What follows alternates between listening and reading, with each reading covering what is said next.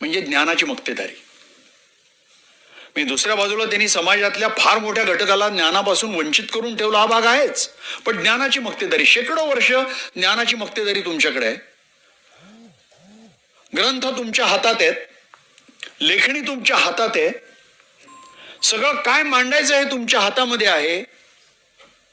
शेकडो वर्ष ते ज्ञानाची मक्तेदारी घेऊन तुम्ही पुढे निघालेला आहात आणि ज्या वेळेला तुमच्या हातामध्ये सत्ता येते तेव्हा तुम्ही इतकी बिन शिकलेल्यांची फौज आमच्या उरावर का रे घालता?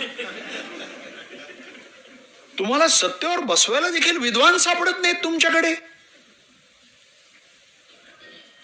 तुम्ही सगळे बघा,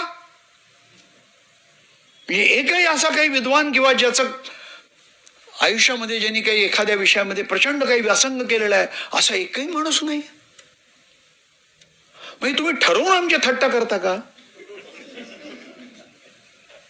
या देशातली बहुसंख्य जनता ही फारशी शिकलेली नाही, गोरगरीब आहे, अडाणी माणसं आहेत. मग त्यांच्या डोसक्यावर आपल्याला कोणालाही सत्तेवर बसवता येईल असं तुमचं नियोजन आहे का? तुम्हाला अशी माणसं पाहिजेत की जी बरोबर दोन धर्मांमध्ये आग लावण्याचं काम करतील? मग तिथं ते शिकलेत किती, त्यांचा व्यासंग आहे की नाही, ते ज्ञान आहे की नाही, याच्याशी काही संबंध नाही. असं तुमचं नियोजन आहे? हा प्रश्न अनेक वेळा पडायला लागतो.